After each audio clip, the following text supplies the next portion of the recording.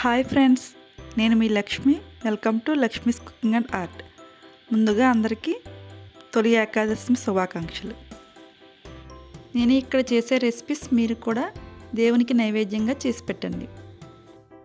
ఈరోజు నేను దేవునికి ప్రసాదంగా పెట్టే 3 రెసిపీస్ అయితే చూపిస్తున్నాను. ముందుగా బెల్లం తాలికలు. వీటిని ఎలా రెడీ చేసుకోవాలో ఇప్పుడు చూద్దాం. ముందుగా స్టవ్ పై ఒక ప్యాన్ పెట్టుకుని 1.5 గ్లాసుల వాటర్ వేసుకోవాలి. దానిలో కొద్దిగా సాల్ట్ వేసుకుని తర్వాత 1 గ్లాసు బియ్యం పిండిని వేసుకుని నెమ్మదిగా ఉండలు లేకుండా కలుపుకోవాలి. పిండి అంతా బాగా మిక్స్ అయిన తర్వాత మూతను పెట్టి ఒక 5 to 10 మినిట్స్ లో ఫ్లేమ్లో కుక్ చేసుకోవాలి. లో ఫ్లేమ్లో 5 మినిట్స్ కుక్ చేసుకున్న తర్వాత మూతను తీసి ఒకసారి మరలా అంతా బాగా మిక్స్ అయ్యేలా కలపాలి. ఇప్పుడు స్టవ్ను ఆఫ్ చేసుకుని ఈ పిండిని కొంచెం చల్లారనిచ్చి ఒక ప్లేట్లోకి తీసుకుని మెత్తగా మ్యాష్ చేసుకోవాలి. చేతితో ప్రెస్ చేసుకుంటూ మెత్తని ముద్దలా కలుపుకోవాలి. ఈ విధంగా చేయడం వలన తాలికలు అనేవి చాలా సాఫ్ట్గా ఎక్కడా ఉండనేవి లేకుండా బాగా వస్తాయి. ఈ బెల్లం తాలికలను వినాయక చవితికి అయితే ప్రతి ఒక్కరూ నైవేద్యంగా పెడతారు. తొలి ఏకాదశి రోజు కూడా మా మదర్ అయితే కుడుములు బెల్లం తాలికలు తప్పనిసరిగా చేస్తారు. అలాగే వినాయక చవితికి కూడా తప్పనిసరిగా ఈ వంటలు అయితే రెడీ చేస్తారు. చూస్తున్నారు కదా, పిండి అంతా బాగా మిక్స్ అయ్యింది కదా. ఇప్పుడు మనం చిన్నగా ముద్దగా తీసుకుని తాలికలుగా చేసుకోవాలి. దీన్ని ఇలా ప్లేట్ మీద అయినా చేసుకోవచ్చు, లేదా చేతితో కూడా చేసుకోవచ్చు. నేను ఇక్కడైతే ముందుగా ప్లేట్ మీద చేసి చూపిస్తున్నాను చూడండి. మనం కొద్దిగా బియ్యం పిండిని తీసుకుంటూ ఇలా చేతికి అతుక్కోకుండా చేసుకోండి. ఈ రెసిపీస్ను మీరు కూడా ఈ ఫెస్టివల్కి తప్పనిసరిగా ట్రై చేయండి. మీకు ఎలా వచ్చాయో నాకు కామెంట్స్లో తెలియచేయండి. అలాగే మీరు ఎలాంటి రెసిపీస్ కావాలనుకుంటున్నారో నాకు కామెంట్స్లో తెలియచేయండి. అదేవిధంగా క్రాఫ్ట్కి సంబంధించి ఏదైనా కావాలి అంటే నాకు కామెంట్ చేయండి. నేను వాటిని తప్పనిసరిగా చేస్తాను. చూస్తున్నారు కదా, చేతితో కూడా ఈ విధంగా తాలికలను రెడీ చేసుకోవచ్చు. చేతితో కంటే కూడా ప్లేట్ మీద చేసుకోవడమే చాలా ఈజీగా ఉంటుంది. అంతేకాకుండా చాలా పర్ఫెక్ట్గా కూడా వస్తాయి. చూస్తున్నారు కదా, ఇదే విధంగా అన్నిటినీ రెడీ చేశాను. నేను ఇక్కడ చిన్న బాల్స్గా చేశాను కదా, వీటిని కావాలంటే ఆవిరిపై కూడా ఉడికించుకోవచ్చు. ఇప్పుడు ఒక ప్యాన్ను స్టవ్ పై పెట్టుకుని దానిలో 1 గ్లాస్ బెల్లాన్ని వేసుకోండి. ఇప్పుడు దీనిలో కొద్దిగా వాటర్ వేసుకుని బెల్లం అంతా బాగా మిక్స్ అయ్యేలా కలుపుకోవాలి.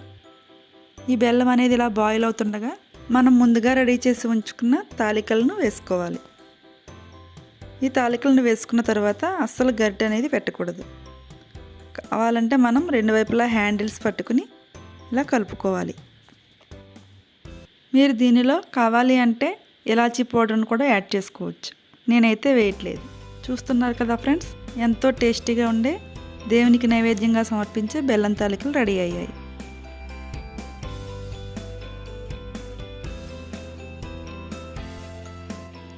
ఇప్పుడు మనం చూడబోయే రెసిపీ పేలాల పిండి. దీన్ని చాలా క్విక్గా ఈజీగా రెడీ చేసుకోవచ్చు. ఇది శ్రీ మహావిష్ణువుకి నైవేద్యంగా సమర్పిస్తారు. ఇప్పుడు స్టవ్ పై ఒక ప్యాన్ పెట్టుకుని దానిలో మొక్కజొన్న గింజలను వేసుకోవాలి. అలాగే కొంచెం నెయ్యిని కూడా యాడ్ చేసుకోండి. ఒకసారి బాగా మిక్స్ చేసుకుని మూతను పెట్టి మీడియం ఫ్లేమ్లో ఉంచుకోండి. ఈ మొక్కజొన్న గింజలు అయితే అన్ని సూపర్ మార్కెట్స్లోనూ దొరుకుతాయి.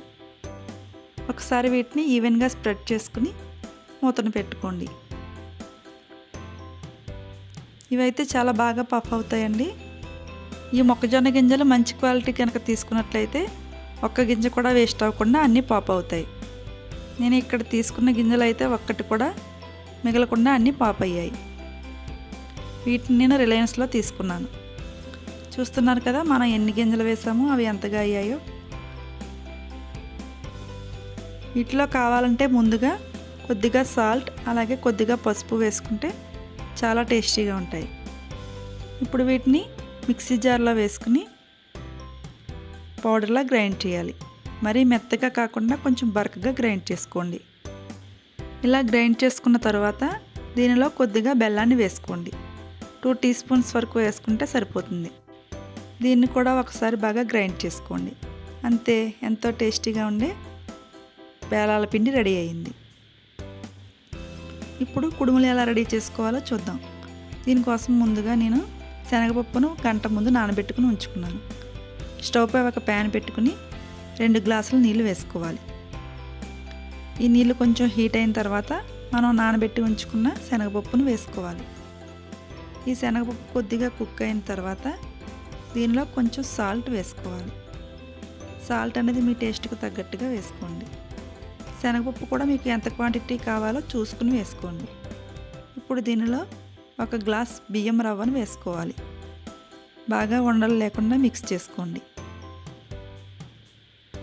బాగా మిక్స్ అయిన తర్వాత మూతను పెట్టి సిమ్లో కుక్ చేసుకోవాలి. దీనిలో 1 టీ స్పూన్ వరకు నెయ్యిని కూడా యాడ్ చేసుకోండి. నెయ్యిని యాడ్ చేయడం వలన ఇది పొడి పొడిగా రావడమే కాకుండా కుడుములు అనేవి చాలా టేస్టీగా ఉంటాయి. ఒకసారి మూతను పెట్టి సిమ్లో 5 మినిట్స్ వరకు కుక్ చేసుకోండి.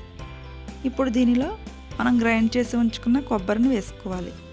కొబ్బరి అనేది లాస్ట్లో 2 మినిట్స్ ముందు వేసుకుంటే సరిపోతుంది.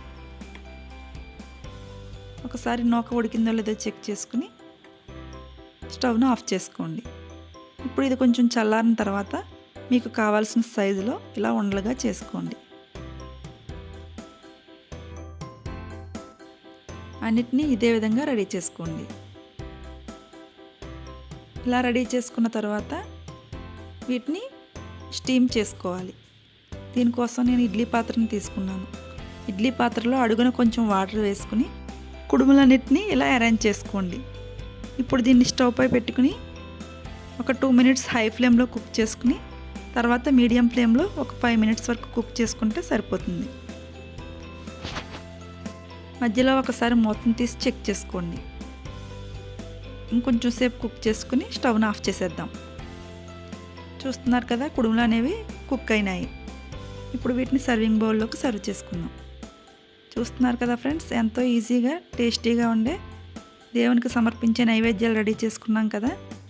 మరి ఇంకెందుకు ఆలస్యం ఫ్రెండ్స్, మీరు కూడా ఈ తొలి ఏకాదశి రోజున అలాగే వినాయక చవితి రోజున ఈ రెసిపీస్ను తప్పనిసరిగా ట్రై చేయండి. Thanks for watching this video. Bye.